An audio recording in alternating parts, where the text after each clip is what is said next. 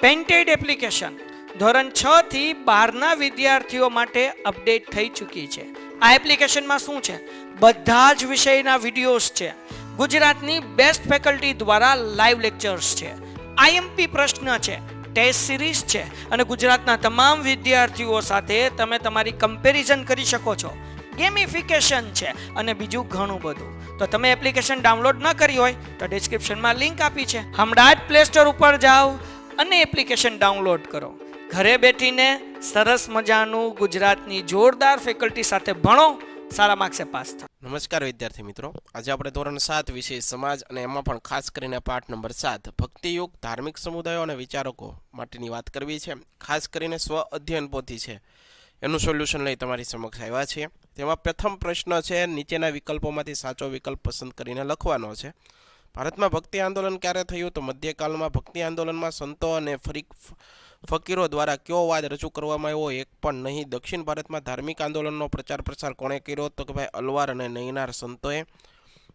ઉત્તર ભારતમાં ભક્તિ આંદોલનની શરૂઆત કરનાર સંતોમાં કોનો સમાવેશ થતો નથી? રામાનંદ. શીખ ધર્મનો પવિત્ર ગ્રંથ કયો? ગુરુ ગ્રંથ સાહિબ. રામચરિત માનસની રચનાકાર કોણ છે? સંત તુલસીદાસ છે. વૈષ્ણવજન તો તેને કયા પદ કોણે રચ્યું? તો નરસિંહ મહેતા. હિન્દી અને ગુજરાતી ભાષામાં પદ લખનાર ભક્ત કવિયત્રી મીરાબાઈ હતા. સુહરાવર્દી પરંપરાની સ્થાપના કોણે કરી હતી? શિયાબુદ્દીન સુહરાવર્દી. બરોબર. ત્યારબાદ આપણે વાત કરીએ, જોડકા જોડવાના છે. વિનય પત્રિકા. વિનય પત્રિકાની અંદર તો તુલસીદાસ. દાસબોધ તો એની અંદર આવશે રામદાસ. ગુરુ ગ્રંથ સાહિબ એની અંદર આવશે નાનક. ત્યારબાદ દિશા, ચોથું દિશાની અંદર આવશે સંત કબીર. પાંચમું જ્ઞાનેશ્વરી, એની અંદર આવશે જ્ઞાનેશ્વરી. બરોબર. આ ઉપરાંત મને ઓળખો, મેં બંગાળમાં કૃષ્ણ ભક્તિના પદો રચીને હરિબોલનો મંત્ર ગુજતો કર્યો. ચૈતન્ય મહાપ્રભુ. મારા પદો અને પ્રભાતિયા ગુજરાતમાં ઘેર ઘેર લોકપ્રિય છે. નરસિંહ મહેતા. મેં વ્રજમાં રહીને શ્રી કૃષ્ણના પદો રચ્યા હતા. સંત સુરદાસ. મારા અભંગો મહારાષ્ટ્રમાં ખૂબ જ જાણીતા. તુકારામ. હું વિંધ્યાચલના એકાંત સ્થાનોમાં હિન્દુ સંતો સાથે વર્ષો સુધી રહ્યો હતો. સૈયદ મુહમ્મદ દાસ. આ ઉપરાંત મિત્રો, હજી સુધી તમે અમારી પેન્ટેડ એપ્લિકેશન ડાઉનલોડ નથી કરી તો આજે જ ડાઉનલોડ કરો, જેની અંદર તમને દરેક વિષયના સ્વાધ્યાય પોથી, એકમ કસોટી, સ્વ અધ્યયન પોથી ના સોલ્યુશન સાથેના વિડીયો, ધોરણ 9-10ના વિદ્યાર્થીઓ માટે લાઈવ વિડીયો લેક્ચર, દરેક વિષયની વિષયવાઇઝ પીડીએફ. ઉપરાંત ભાવનગરની અંદર તમે વસવાટ કરતા હો તો તેના માટે ધોરણ 8થી 12ના તમામ વિષયોનું કોચિંગ પૂરું પાડતી કોચિંગ ઇન્સ્ટિટ્યૂટ એટલે કે આલ્ફા એકેડમી ભાવનગર ખાતે કાર્યરત છે. તમે એમાં જોડાઈ શકો, એનો સંપર્ક કરી શકો.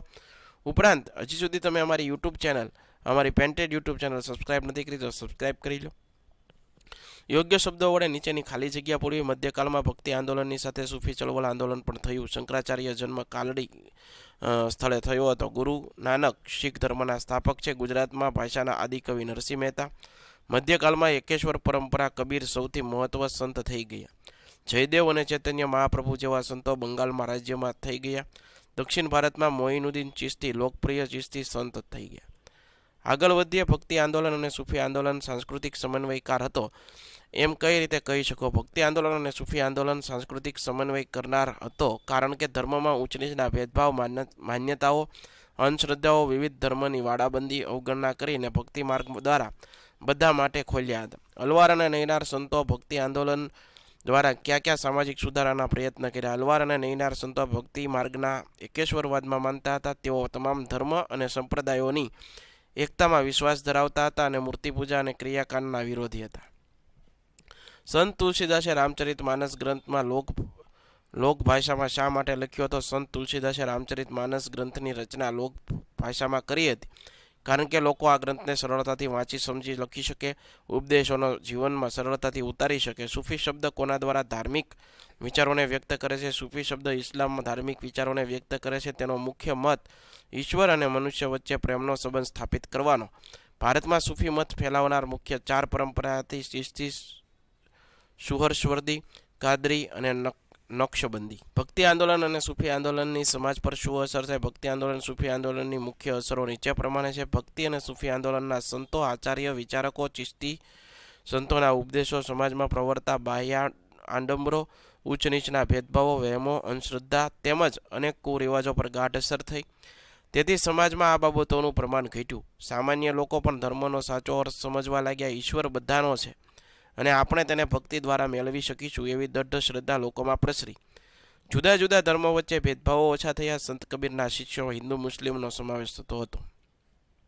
સમાજમાં ઊંચ નીચના ભેદભાવો ઓછા થયા. આ સમયે અનેક સંતો નાત જાત ભૂલી અને પોતાના શિષ્યો બનાવતા મીરાબાઈ, રેદાસ, સકા વગેરે ઉત્તમ ઉદાહરણો છે. ગ્વાલિયરના સૈયદ મુહમ્મદ છોજ વિંધ્યાચલના એકાંત સ્થળોના હિન્દુ સંતો સાથે વર્ષો સુધી રહ્યા હતા. મુસ્લિમ રહસ્યવાદી વિચારધારામાં અનેક રહસ્યવાદી ક્રિયાઓ વિધિઓ અપનાવી હતી. સૂફીવાદી શિરમુંડન રાખવું, મુલાકાતીઓને પાણી ધરવું, સંગીતના મુશાયરા યોજવા, ભક્તિ અને સૂફી આંદોલન સમાજની કાયાપલટ કરી હિન્દુ મુસ્લિમ સમાજમાં એકતા સ્થપાઈ. આ ઉપરાંત ભક્તિ આંદોલનના સંતો લોકોને સરળ ઉપદેશ આપવા શું કર્યું હતું? ભક્તિ આંદોલનના સંતોએ લોકોને સરળ ઉપદેશ આપવા લોકભાષામાં જ પદો અને અન્ય સાહિત્યની રચના કરી. પરિણામે સમાજમાં સમાનતા, એકતા આવી. સંતોએ લોકધર્મ વિશે સમજાવ્યું. એ બધા ધર્મોનો સાર એક જ હતો. ઈશ્વર એક જ છે, તે સર્વવ્યાપી છે. બધા જ ધર્મોનો એક જ માર્ગ છે. ભક્તિ અને સૂફી આંદોલન વચ્ચે રહેલા સમાનતા જણાવો. ભક્તિ અને સૂફી ચળવળો ભારતની મધ્યકાલીન સંસ્કૃતિની મહત્વની ઘટના છે. એ ચળવળનો મુખ્ય હેતુ અજ્ઞાન, અંધશ્રદ્ધા, વહેમો, મિથ્યાચારો, દુઃખો અને યાતનાઓથી પીડિત લોકોનો સાદો અને સરળ ધર્મયુક્ત માર્ગ બનાવવાનો હતો. આ ઉપરાંત આગળ વધીએ મિત્રો. સમર્થ રામદાસ શિવાજીના ગુરુ હતા. તેને લોકોને ઉપદેશ આપવા દાસબોધ નામના ગ્રંથની રચના કરી. તેને આધ્યાત્મિક અને સાંસારિક જીવનને જોડવાનો પ્રયાસ કર્યો. સંત એકનાથ મહારાષ્ટ્રના મહાન સંત હતા. તેને ઊંચ નીચનો નાત જાતનો વિરોધ કર્યો. તેઓ સૌને સમાન માનતા. રામાનુજાચાર્યનો જન્મ ઈસવીસન 1479માં દક્ષિણ ભારતમાં પેરુમલતુર ગામમાં થયો હતો. તેમની માતાનું નામ કાંતિમતી, પિતાનું નામ કેશવ. દક્ષિણ ભારતના મહાન સંત હતા. તેને ભક્તિ આંદોલનનો પ્રારંભ કર્યો હોવાનું મનાય છે. રામાનુજાચાર્ય ભક્તિ માર્ગનો સરળ ઉપદેશ આપી ઈશ્વર પ્રાપ્તિનો સંદેશ આપ્યો. સંત રેદાસનો જન્મ 1450માં થયો હતો. રેદાસ ઉત્તર ભારતના મહાન સંત રામાનંદના મુખ્ય શિષ્ય પૈકીના એક હતા. તે સંત કબીરના ગુરુભાઈ હતા. તે કબીરની જેમ ગૃહસ્થી નિર્ગુણ શાખાના સંત હતા. તેનું અવસાન ઈસવીસન 1520માં થયું હતું. ખ્વાજા મોઇનુદ્દીન ચિશ્તી પ્રખ્યાત સૂફી સંત હતા. તેને અજમેરમાં ચિશ્તી પરંપરાની સ્થાપના કરી. તે નાત જાતના ભેદભાવમાં માનતા નહોતા. અજમેરમાં આવેલી તેની દરગાહ કોમી એકતાનું એક ઉત્તમ ઉદાહરણ છે. આ ઉપરાંત ગુજરાત પ્રજાને ભક્તિ રસમાં તરબોળ કરવાનું નરસિંહ મહેતાનો ફાળો છે. તો ભક્તિ ગુજરાતી ભાષાના આદિકવિ, તેના પ્રભાતિયા તરીકે જાણીતા બનેલા જ્ઞાન અને ભક્તિપૂર્ણ પદો જનસમાજ ઉપર ઊંડી અસર કરે. એકનાથ ઊંચ નીચ અને નાત જાતના ભેદભાવમાં માનતા ન હતા, કારણ કે ભક્તિયુગ એક મહાન સંત અને સુધારક હતા. તેઓ સમાજમાંથી અંધશ્રદ્ધા, વાડાબંધી, ઊંચ નીચના ભેદભાવ વગેરે દૂર કરવા પ્રયત્ન કર્યા અને સૌને સમાન તક આપવાની હિમાયત કરી.